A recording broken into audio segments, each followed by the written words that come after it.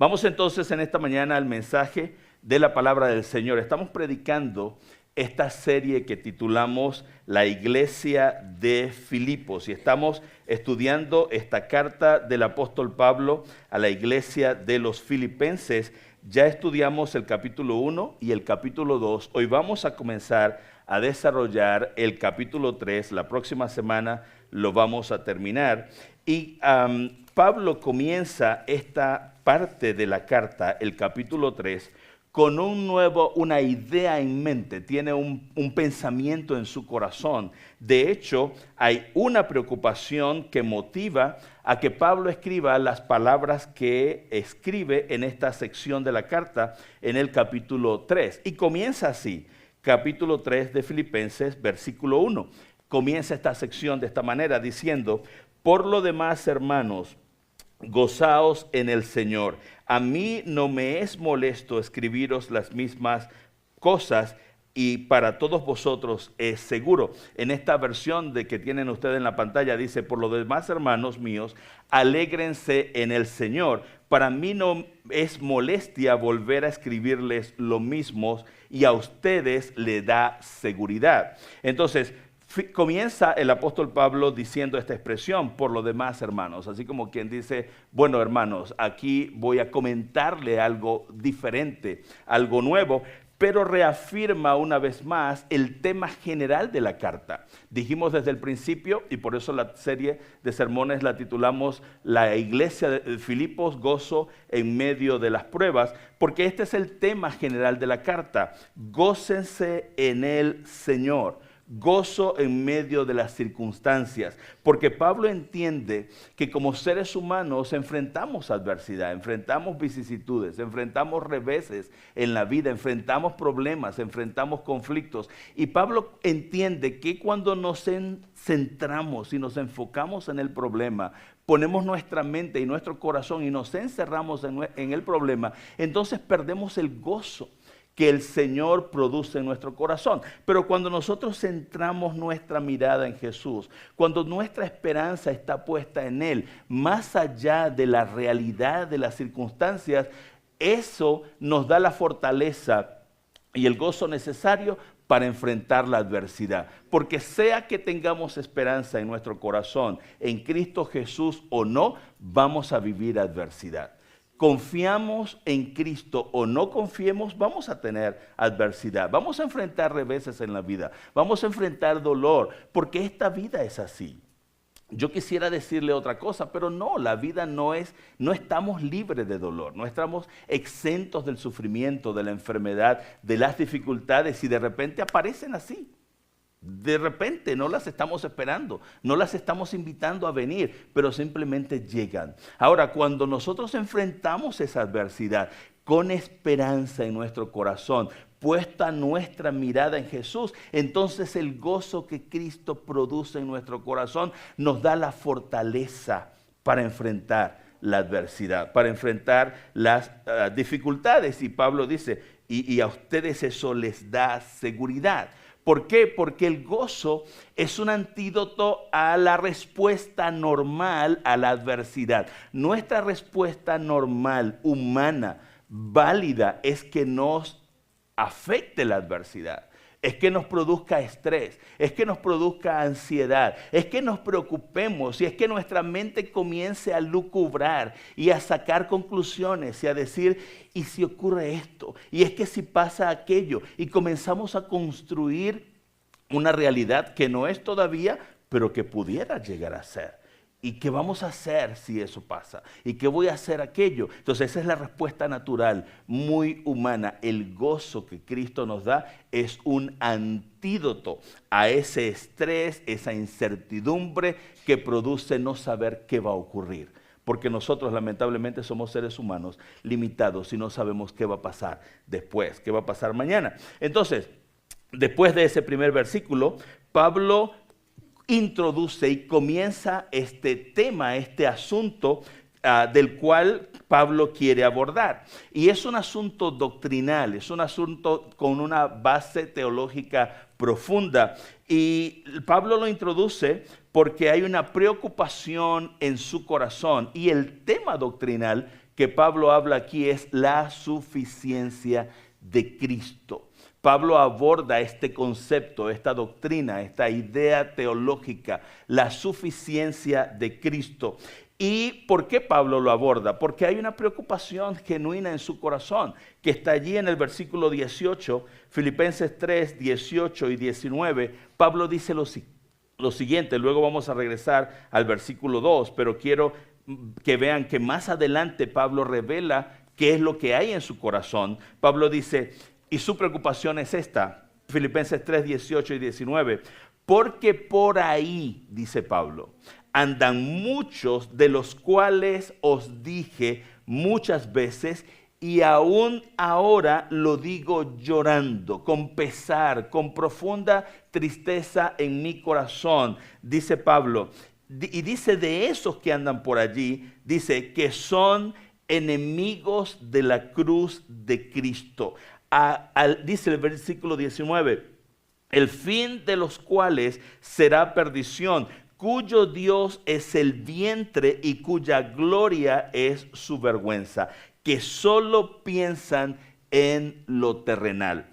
¿Cuál es la preocupación que Pablo tiene? ¿Por qué Pablo comienza a abordar este tema en el capítulo 3? Porque Pablo está consciente de que hay falsos maestros, falsos predicadores que enseñan un evangelio corrupto, un evangelio que no es verdadero, un evangelio totalmente adulterado, y a esos Pablo llama son enemigos de la cruz de Cristo y dice, su Dios es el vientre. Están interesados en lo material, quieren aprovecharse de ustedes, quieren engañarle y quieren usar su fe, la esperanza que tienen en sus corazones para sacar provechos para sí mismos. Por eso el mensaje de hoy se titula Cristo es suficiente. Ese es el título del sermón el día de hoy. Entonces, ¿qué vamos a ver hoy? Vamos a darnos cuenta cómo Pablo exhibe públicamente el peligro de las falsas enseñanzas sobre el evangelio, sobre la justificación, sobre el perdón de los pecados. Pablo dice, hay muchos por ahí que son enemigos de la cruz de Cristo. Está hablando de los falsos maestros que tienen falsas enseñanzas. Pero no solamente los expone abiertamente y habla del peligro de prestar oído a esas falsas enseñanzas, sino que Pablo también expone con claridad cuál es la verdad central del evangelio y de la justicia de Dios que es por la fe. Y finalmente Pablo les entrega a los filipenses lo que necesitan hacer. Entonces eso es lo que vamos a ver el día de hoy. 3 cosas. Exponer públicamente la falsedad, el error. ¿Dónde está el error? Número 2, vamos a ver cuál es la verdad. Y número 3, vamos a ver qué es lo que nosotros debemos hacer ante esa realidad. Número 1, allí en sus notas. Si nos visita por primera vez el día de hoy o no está acostumbrado, en el boletín están las notas del sermón. Así que puede tomar notas el día de hoy. Número 1, legalismo, la ineficiente justicia humana. Eso es lo que es el legalismo y eso es lo que Pablo quiere exponer allí en la carta a los filipenses. La ineficiente justicia humana. Mire lo que dice el versículo 2. Regresamos a Filipenses capítulo 3, versículo 2. Dice, cuídense de esos perros. Y quiero que vea cómo cambia de tono inmediatamente del versículo 1. En el versículo 1 dice, hermanos, gócense en el Señor, porque necesitan tener gozo en sus corazones. Inmediatamente cambia de tono el apóstol Pablo escribiendo y dice, cuídense de esos perros. Y dice, continúa diciendo, de esa gente que hace lo malo, esos mutiladores que les dicen que deben circuncidarse para ser salvos. Es decir, Pablo los exhibe públicamente las falsas enseñanzas y el peligro de las falsas enseñanzas sobre la justificación y la salvación por las obras de la ley. Otra versión lo dice de esta manera, Filipenses 3:2, en una versión diferente, la versión Reina Valera 60, dice, guardaos de los perros, guardaos de los malos obreros, guardaos de los mutiladores del cuerpo. ¿Cuál es la advertencia? ¿Cuál es lo que Pablo quiere decirle a la iglesia de Filipenses? Y también nos lo dice a nosotros en esta mañana. Eviten a estas personas. Cuídense de ellos. Y lo hace por la seguridad de los creyentes. Si es un falso maestro, si es alguien que está enseñando incorrectamente la verdad de la palabra de Dios, si está falsificando, si está torciendo las escrituras, entonces ustedes no deberían ni siquiera escucharlos. Es lo que dice Pablo. No, cuídense, guárdense, apártense, separen, no le presten atención. Es lo que dice el apóstol Pablo. Y usa 3 expresiones fuertes para describir a estas personas que enseñan incorrectamente la palabra de Dios, que adulteran la palabra de Dios. Y dice Pablo, para su propio interés personal. Las expresiones que usa es perros. Usa la expresión malos obreros y también usa la expresión mutiladores del cuerpo. Y el peligro que Pablo ve, lo leímos en el versículo 18 y versículo 19, dice Pablo, son enemigos de la cruz de Cristo. Su interés es personal. Su Dios es el vientre. ¿A qué se refiere Pablo cuando dice su Dios es el vientre? Es que están interesados en extorsionarlos y sacarles, esquilmarlos a ustedes y sacarles dinero por la fe que ustedes tienen. Hermanos, tristemente eso es una realidad del día de hoy. Y yo no sé si hoy se ha multiplicado o es que nunca estuvimos tan conscientes de la cantidad enorme de personas que enseñan la palabra de Dios adulteradamente. Hoy estamos más conscientes porque los vemos aquí, los miramos en el teléfono y yo veo cada locura y cada irracionalidad de lo que estos supuestos predicadores o maestros de la Biblia enseñan. A mí me da vergüenza, y me da vergüenza con ustedes, porque supuestamente son pastores también. Supuestamente son maestros de la palabra de Dios, y yo a veces pienso, ¿qué pensarán los hermanos de la iglesia de mí? Sí, porque yo estoy en la misma posición, ¿cierto? Soy un pastor también. Y veo cada locura, y me da pena por ustedes. Porque yo sé que así como los veo yo, ustedes también los ven. Ustedes también escuchan. Pablo dice aquí, si hubiesen existido redes sociales en ese tiempo, Pablo les hubiese dicho, tengan cuidado con lo que ven y escuchan por TikTok. Tengan cuidado por lo que ven en Facebook, los videos y todo lo que escuchan. Porque no todo el que enseña la palabra de Dios en una red social es verdadero y enseña la verdad. Mire, se puede torcer fácilmente. Yo pudiera venir aquí a engañarles a ustedes y hay quienes lo hacen sin pudor alguno, sin ningún tipo de remordimiento. Esta gente que Pablo está exhibiendo públicamente no tenían ningún tipo de remordimiento. Por eso Pablo tampoco no se recata al hablar de ellos y dice, son unos perros, dice Pablo. Esa es la primera expresión que Pablo usa. Y créame, Pablo no lo está usando esa expresión como si describiera la mascota que usted tiene en su casa. Pablo no está hablando del perrito tierno que usted tiene en casa, que habla y lo tiene y come con usted.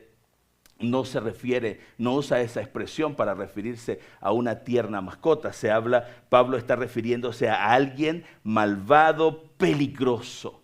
Eso es lo que Pablo dice. Son peligrosos, alguien que quieren y pueden dañarles espiritualmente. Porque cuando nosotros prestamos oído a falsas enseñanzas, a falsa interpretación, a interpretación torcida de la palabra de Dios, entonces eso nos afecta espiritualmente, afecta nuestra fe, afecta la forma en que pensamos y nos acercamos a las Escrituras. Por eso yo me atrevo con toda libertad a decirles a ustedes en esta mañana, ustedes no pueden creer en lo que yo digo aquí todos los domingos en la mañana. No tienen por qué creerlo. Ustedes no pueden decir, no, porque lo dijo el pastor Jerry. Mire, si no lo enseña la Biblia, yo puedo decirles lo que me dé la gana, pero si no lo enseña la palabra de Dios, si no es una verdad bíblica, entonces no es verdad. No importa que lo diga el pastor, que lo diga. No soy yo la autoridad es la palabra de Dios. No es el tiktokero o el youtuber o el que hace videos por Facebook. Pueden decir lo que quieran, la Biblia es la verdad. Por eso ustedes necesitan leer la palabra de Dios, conocer la palabra de Dios para poder identificar qué es la verdad. La segunda expresión que el apóstol Pablo usa dice malos obreros y se refiere a falsos maestros que pervierten, que diluyen el evangelio para su conveniencia. Hermanos, a veces parece que es igual. Parece que es lo mismo, pero no es la verdad de Dios. Y créanme, pueden usar el mismo libro igualito. Es decir, no están usando un libro extraño, no están usando un libro de magia negra o de hechicería.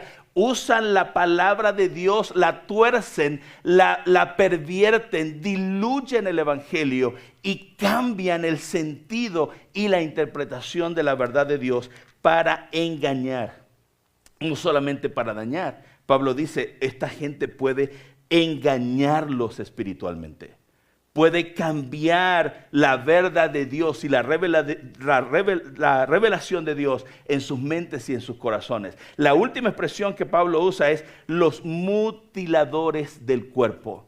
¿A qué se refiere Pablo? Pablo está haciendo referencia a la circuncisión.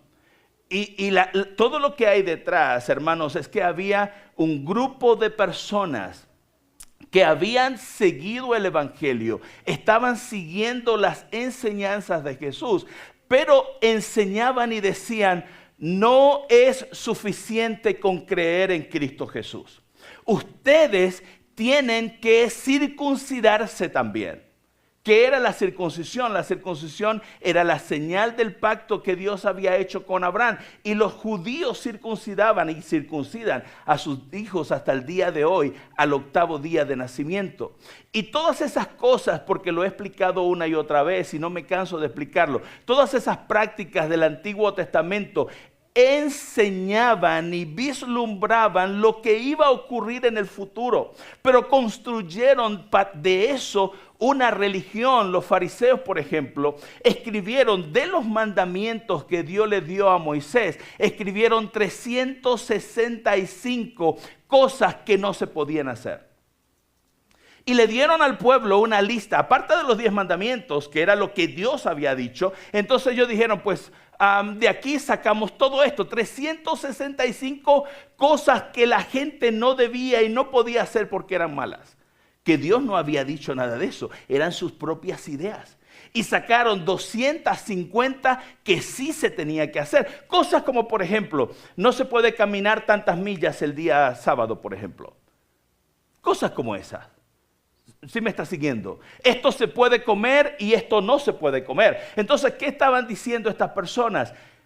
No es suficiente creer en Cristo Jesús. Ustedes también tienen que guardar las lunas nuevas, tienen que comer cierta comida, tienen que circuncidar a sus hijos, tienen que cumplir, la situación era, tienen que cumplir estas reglas, tienen que cumplir estas normas. Si no cumplen esas normas, entonces ustedes no son salvos. Porque el sacrificio de Jesús en la cruz del Calvario no es suficiente. Además de creer en Jesús, ustedes también tienen que hacer todas estas cosas. Hermanos, estamos hablando del legalismo.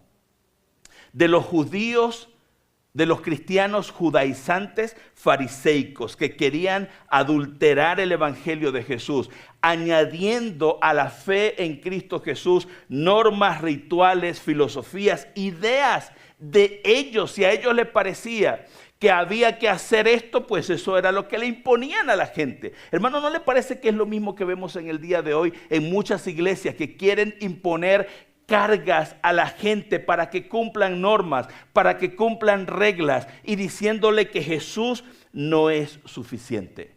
Y eso es lo que enseña el legalismo. Enseña que la cruz de Cristo no es suficiente y hay que hacer algo más para ser salvos.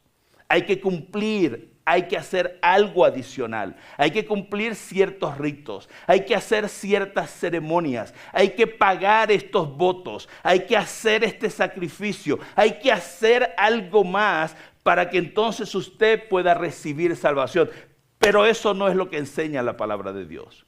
Eso se llama legalismo. Y el legalismo prioriza el esfuerzo humano por encima de la cruz. El legalismo prioriza las obras que nosotros, las obras de justicia nuestras, que dice Dios, son como trapo de injusticia delante de mí.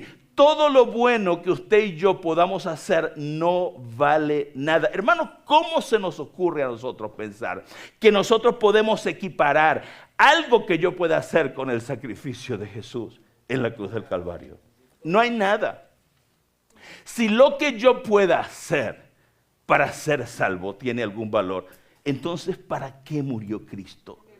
Entonces, ¿por qué fue a la cruz del Calvario? Si hay algo que yo humanamente puedo hacer para ser salvo, ¿habrá algo de mi justicia que se pueda equiparar y poner al mismo valor de Cristo como para completar el sacrificio? Como si el sacrificio fuera incompleto, como si no tuviera valor la sangre de Jesús derramada en la cruz del Calvario, y por lo cual yo tengo que añadirle algo más, tengo que hacer un esfuerzo humano para entonces poder recibir salvación. Dice Pablo, no hay esfuerzo humano que nosotros podamos hacer. Mire lo que dice Pablo, versículo 3 y 4 de Filipenses 3.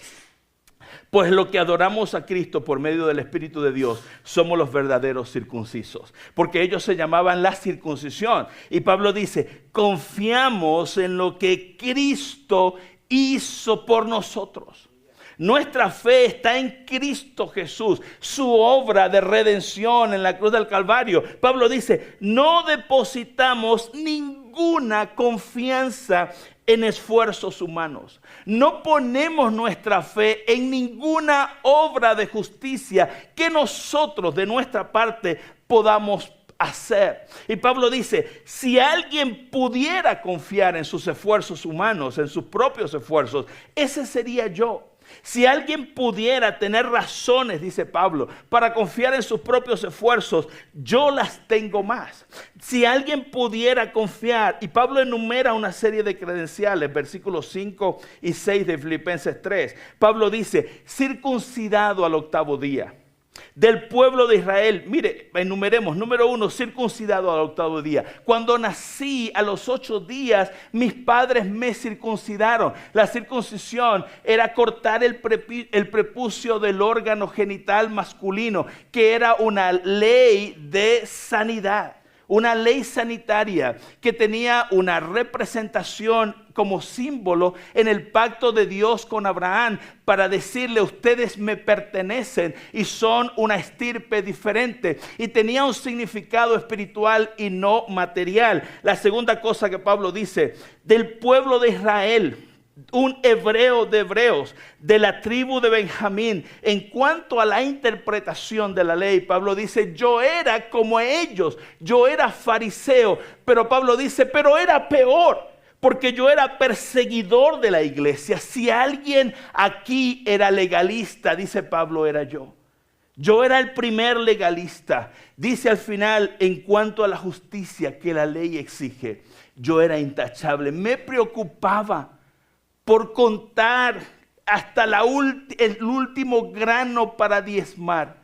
Me preocupaba por contar mis pasos el día sábado para darme cuenta si no estaba quebrantando los mandamientos que los fariseos, nuestro grupo religioso, había impuesto. Yo era un legalista, dice Pablo, pero versículo 7 de Filipenses 3 dice, antes creía que estas cosas eran valiosas. Antes creía que hacer todo esto, todos estos ritos, todas estas ceremonias, pagar todas estas cosas eran valiosas, pero ahora, Pablo dice, considero que no tienen ningún valor debido a lo que Cristo ha hecho. Ahora me doy cuenta de que todo lo que habíamos aprendido, lo que nos habían enseñado, tenía un significado en el futuro y apuntaba al Gólgota, a la cruz de Cristo. Versículo 8, así que todo lo demás no vale nada cuando se le compara con el infinito valor de conocer a Cristo Jesús, mi Señor. Por amor a Él he desechado todo lo demás y lo considero basura a fin de ganar a Cristo. Pablo dice, no hay valor alguno. Todo lo que usted piense, todo lo que usted imagine que pueda hacer para ganar el favor de Dios, no tiene valor. Nuestra justicia humana, nuestras obras de justicia son ineficaces, son insuficientes ante Dios. Dios es un Dios santo y solamente un día estaremos delante de su presencia porque Él mismo pagó para nuestra santidad, hermanos. Él lo pagó por ti. No hay nada que podamos hacer. No hay nada. Yo quisiera decirles otra cosa. Yo pudiera decirles otra cosa. Yo pudiera mandarlos a prender velas. Yo pudiera mandarles cualquier otra cosa y engañarles, así como tanta gente engaña. Pero la Biblia dice que esa es la única verdad. La sangre de Jesús nos limpia de todo pecado. No hay más. Ningún esfuerzo humano tiene el valor de la sangre que Jesús derramó en la cruz del Calvario. Por eso lo segundo que Pablo hace es declarar lo que sí es la verdad. La gracia es la suficiente justicia divina. La gracia es la suficiente justicia divina. Dice el versículo 9 de Filipenses 3. Pablo dice, y llegar a ser uno con Él. Ya no me apoyo en mi propia justicia. Yo antes, dice Pablo, vivía igual. Prendía velas a las imágenes. Yo antes estaba encadenado a hacer procesiones. Yo antes iba y adoraba y tenía imágenes en mi casa. Yo antes cumplía con estas fiestas y estos ritos religiosos y guardaba y hacía y cumplía y trataba de cumplir las reglas y las normas. Eso era lo que yo antes hacía. Dice, trataba de obedecer la ley, más bien, dice, y llegar a ser uno con Él. Dice el apóstol Pablo, ya no me apoyo en mi propia justicia por medio de obedecer la ley, más bien llego a ser justo por medio de la fe en Cristo. Mi justicia viene por medio de la fe en Cristo Jesús, pues la forma en que Dios nos hace justos delante de Él se basa en la fe. No hay otra forma de ser justificados delante de la presencia de Dios sino a través de la fe en Cristo Jesús. Y esa es la verdad del Evangelio. Y Pablo la expresa aquí con claridad. La justicia de Dios es por la fe. La salvación es por el sacrificio de Jesús en la cruz del Calvario. Y no hay nada que nosotros podamos hacer para poder ser salvos. Versículo 3 de Filipenses. Dice una vez más, pues los que adoramos por medio del Espíritu de Dios somos los verdaderos circuncisos. Confiamos en lo que Cristo hizo por nosotros. Confiamos en el sacrificio de Jesús, en su obra redentora en la cruz del Calvario y no ponemos nuestra esperanza, nuestra confianza en cosas que nosotros podamos hacer. Por eso Pablo dice, la salvación es por la fe en Cristo Jesús. Efesios 2, 8 y 9 dice, porque por gracia Por gracia, ustedes han sido salvos por medio de la fe. Y esto, dice Pablo, no de vosotros, pues es un don, es un regalo inmerecido de Dios, no por obras para que nadie se gloríe. Somos salvos por la fe. Somos salvos por la fe en el sacrificio que Jesús hizo en la cruz del Calvario.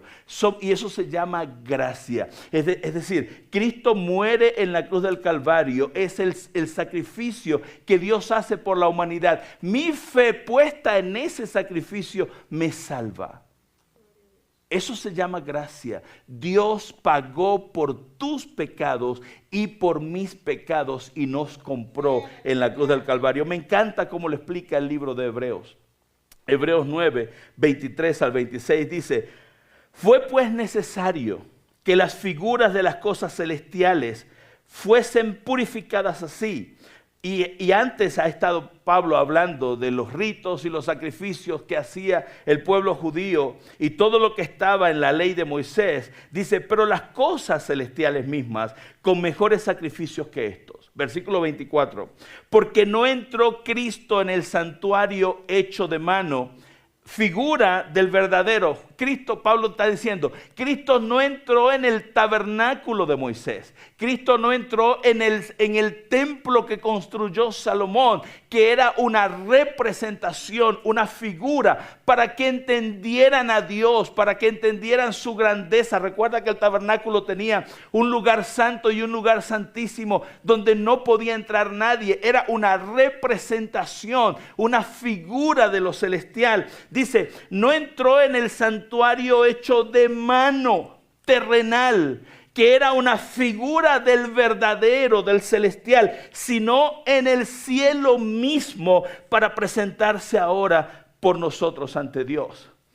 El escritor a los Hebreos está diciendo, el día que Jesús estaba muriendo en la cruz del Calvario, derramando su sangre por cada uno de nosotros, lo que estaba haciendo era presentándose delante de la presencia del Dios Todopoderoso, no con la sangre de un animal que había sido degollado, sino con su propia sangre para pagar de una vez y por todas. Ya no había que continuar haciendo sacrificios una y otra vez por los pecados de la nación. Ya se presentó, el versículo 26 dice, se presentó una vez para siempre por el sacrificio de sí mismo, ya no un macho cabrío, ya no un animal que derramaba su sangre, sino con su propia sangre para quitar de en medio el pecado.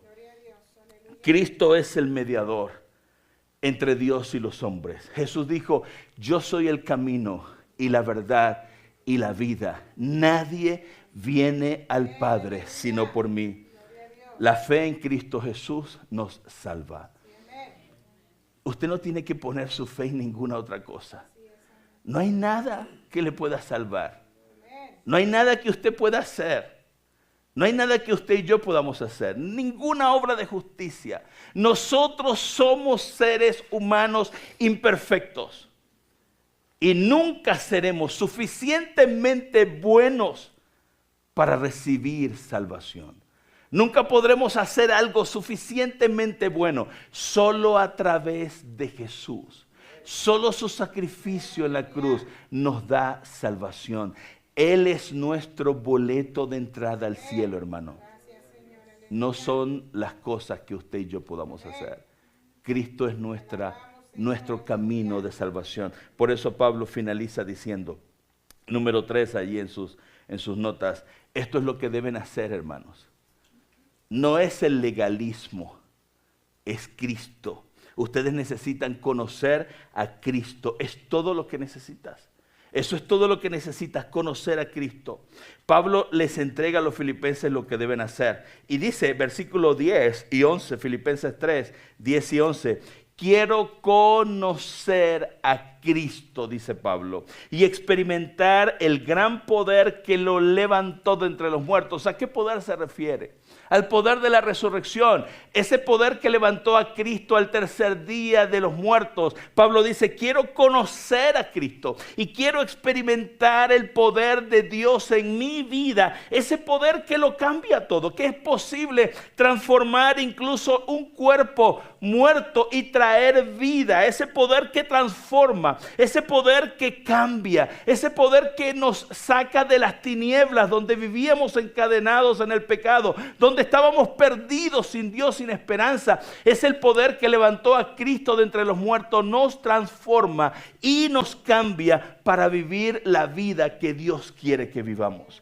Pablo dice, quiero conocerlo. Versículo 8 y 9 de Filipenses 3. Así que todo lo demás, dice Pablo, no vale nada cuando se le compara con el infinito valor de conocer a Cristo Jesús, mi Señor. Por amor a Él lo he desechado todo lo demás lo considero basura a fin de ganar a Cristo y llegar a ser uno con Él. Y es lo que necesitamos hacer. Conocer a Cristo y experimentar a Cristo en nuestra propia vida. Por eso Pablo dice, yo quiero conocer a Cristo mi Señor. Y no se refiere al conocimiento intelectual, no se refiere al mero conocimiento, se refiere a una vida diaria, una relación viva, experiencial. Vivir a Cristo es lo que yo quiero. Es lo que dice Pablo, quiero conocer y experimentar el amor de Dios en mi vida y que Cristo viva en mí y yo pueda experimentar esa vida. A eso Pablo se refiere. ¿Sabe? La palabra de Dios es la única regla de fe y práctica. Por eso usted y yo necesitamos, si queremos conocer a Cristo, ¿dónde está? Aquí, hermanos. No está en un templo, no está en un lugar.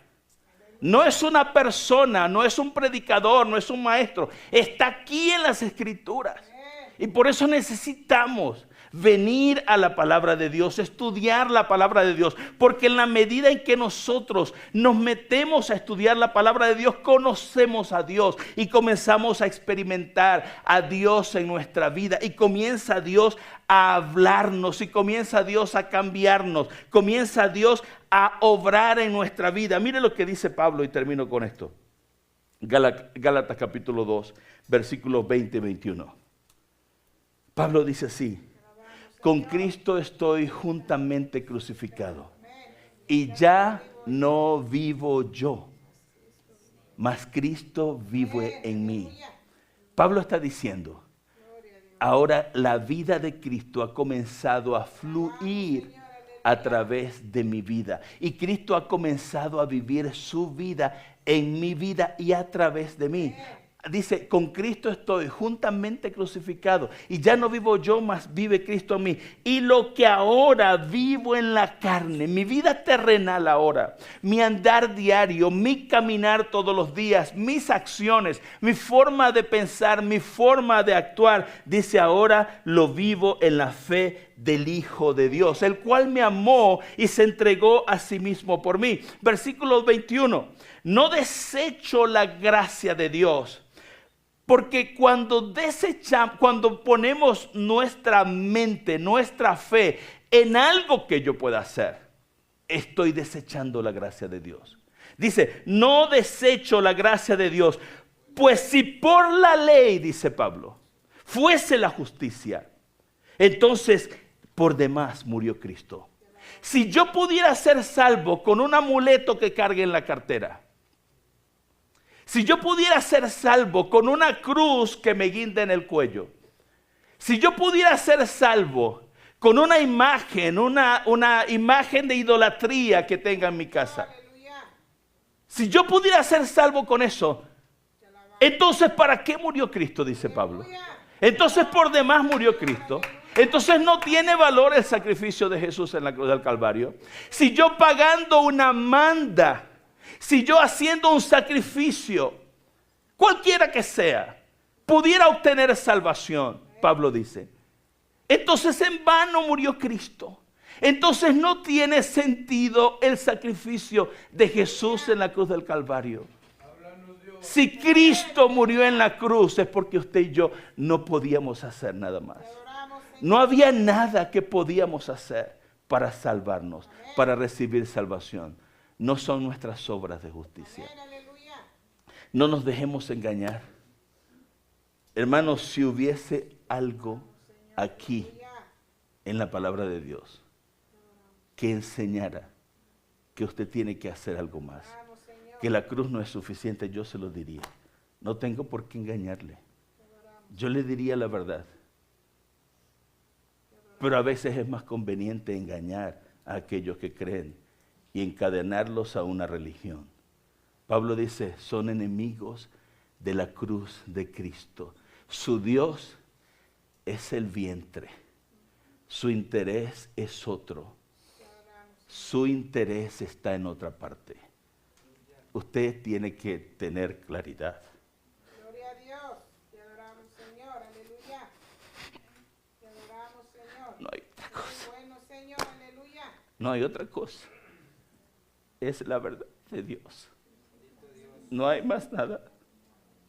Si alguna vez le engañaron, tiene que, dice Pablo, olvidar, desechar, cuidarse de los falsos maestros. No ponga su oído a lo que escucha por las redes sociales. No ponga su oído a lo que yo le digo el domingo en la mañana.